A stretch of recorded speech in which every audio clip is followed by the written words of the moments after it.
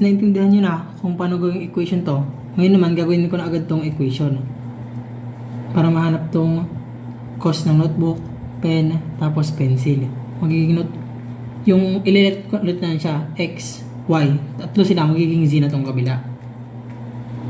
So, x, let x equal sa notebook, y equal sa may pen, z natin equal sa may pencil. Pencil is books. Ngayon naman, gagawin na itong equation, itong question na to. Okay, notebook, 2 notebooks, magiging x siya notebook, 2x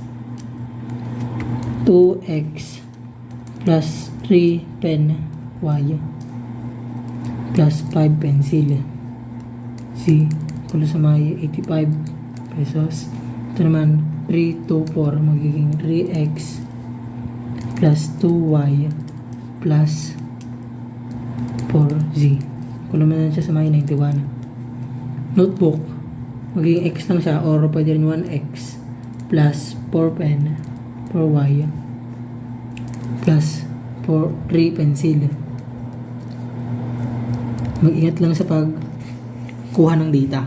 Equal to sa may 74. Ngayon naman, equation 1, 2, equation 3 natin to. Ginagawa ko dyan, mag-eliminate tayo ng dito. Equation 1 and 2. 2x plus 3y plus 5z equal sa may 85. 3x plus 2y plus 4z equal sa may 91. Ngayon, mag-isip tayo para makancel to. Cancel ko naman tong x.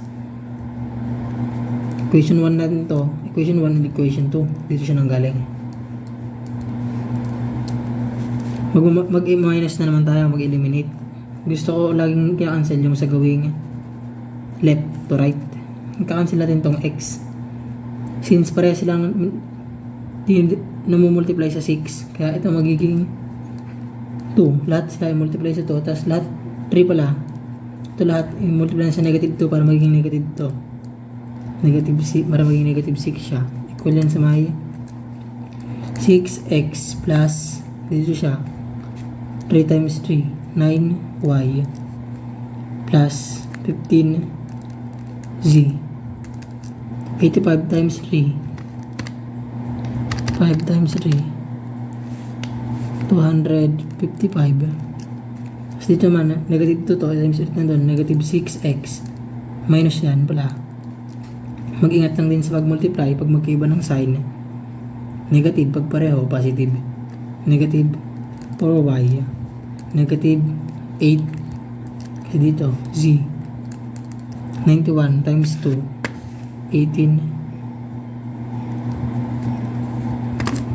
100 to negative 200. Times natin, 91 times 2. 182 negative 182. Eliminate lang natin to, cancel natin tong x.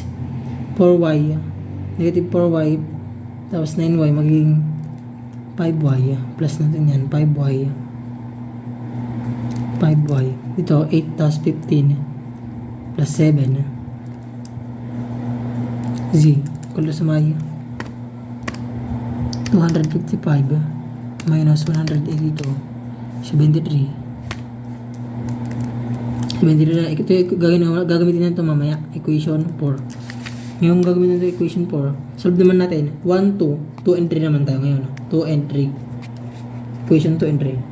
Equation 2 and 3. Magiging 3x. 3x plus 2y plus 4z equal sa may 91. As x natin. X plus 4y plus 3z equal sa may 74. Mag-elimination method din tayo. Ngayon, mag-isip naman kayo kung saan ito times para makancel tong x. Since x yung kanansel mo rito, x din dapat dito sa pangalawa. Kung y naman, y din dapat. Kung z din i-cancel natin dito. Since nag-cancel tayo ng x dito sa una, nalis natin yung x. Ngayon, alisin din na yung x dito. Paano maalis yung x dito? I-multiply din na sa may, since 3 dito sa taas, ito naman i-multiply sa negative 3 para makancel siya. Ngayon, 3x plus 2y. Rewrite lang natin yan. Plus 4z equals sa may 91. Negative times 3, times lang natin yan. Negative 3x, negative negative 3 times 4, negative 12y. Negative 3 times negative 3, 9z. Equal lang siya may 74 times negative 3, negative 222 over, cancel na natin to, 12 tapos 1 magiging 10y, negative 10y, minus 9 tapos 4 magiging minus 5z, negative 122 plus 91, negative 131. Ngayon itong 131 na to, ito yung gagawin natin equation 5. Ngayon, mag-eliminate na naman tayo. Gamitin natin itong equation 4 tapos equation 5. Magiging 5y plus 7z equal to sa may 73. Equation 4 and equation 5. Negative 10y minus 5z equal to sa may negative 131. Ngayon, para maging 10 din to, para ma-cancel to, pwede rin natin i-cancel tong kabila. Pero ito na lang mas madali. Para ma-cancel yan, i-times natin yan sa may 2. Para magiging 10 to. Para positive 10. Para ma-cancel lang gano'n. 10y plus 14z. 7 times 2, 14. 73 times 2. 73 times 2. 146. I-rewrite lang natin to. Negative 10y minus 5z equal sa may negative 131 para makancel to. Ngayon, 14 plus negative 5, negative 14 5 magiging 9z equal sa may 146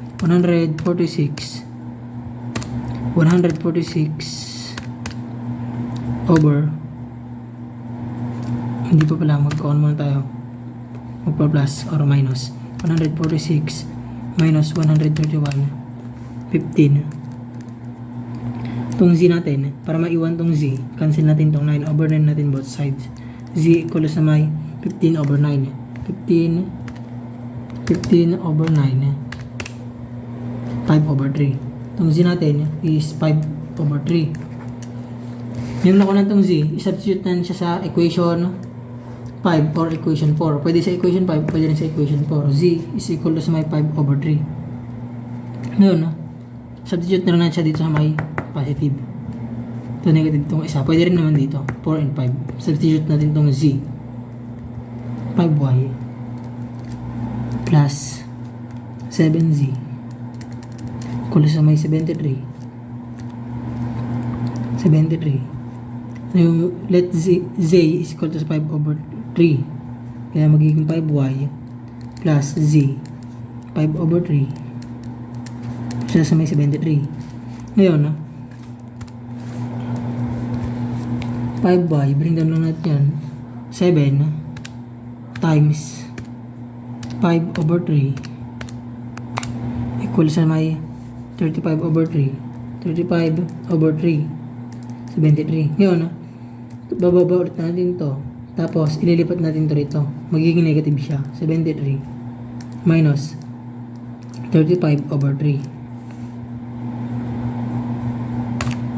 Yun, magiging 73 minus 35 over 3 equal sa may 184. 5y equal sa may 184 over 3. Ngayon, o divide 5 natin siya. Pag divide 5 natin to, magiging 1 over 5. Magiging 15 siya. Y equal sa may 184 over 15. 184 over 3 divide 5. 184 over 15. Ito na yung value ng y natin.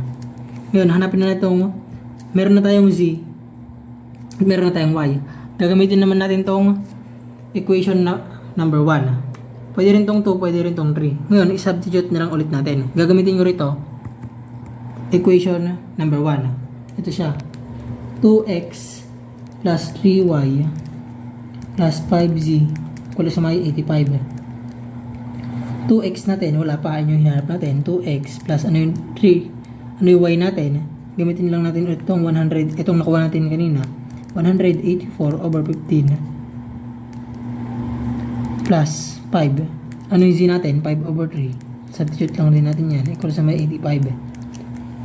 Ngayon, 2x plus 3, 2x, ngayon ito times na natin itong 3 sa nakuha nating y kanina, 3 times 184/10. I-plus natin yan para mabilis yung sa z, 5/5/3.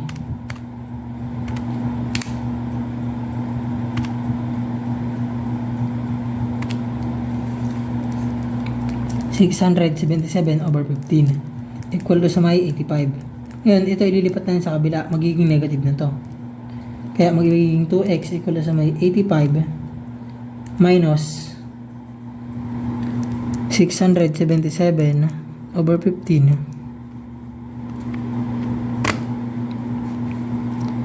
minus 85 natin siya. Magiging positive 2x sa may positive to kasi kanina 298 598/15. Divide doon natin siya para maiwan yung x equal sa may divide 2 divide negative to kasi sa ginamit natin sign kanina rito, magiging 299 x equal sa may 299/15. Ngayon, nakuha natin tong x, y, z. So, dito, x natin equal sa may 299/15. Y natin equal sa may 184/15. YZ natin equal sa 5/3. Ngayon, gagamitin natin to sa equation 1, 2, 3. Kahit saan dito, pwede na siyang gamitin. Dapat mag-equal pa rin siya dito. Kaya naman, magiging 2, ano yung x natin, 299/15. Magiging plus, kasi dito sa equation, 3 times, dito rin ang galing sa equation 1 yan. Ano yung y natin, 184/15 times ano yung 1 natin? Plus na naman, plus 5. Nanggaling sa equation 1. Ano yung z natin? 5/3. 5/3. Since 85. 85 equals may 85. Ngayon, therefore, ito lang, ginamit ko lang ito pang checking. Sinubstitute ko lang itong x, y, z. Therefore, the cost of one notebook is equal to sa may 299/15 pesos. Or 299/15 or 19.9333 pesos. Tapos tong pen naman natin 184/15 pesos or tong presyo ng pen natin is 12.2666667 pesos. Tapos tong pencil naman natin Z is 5/3.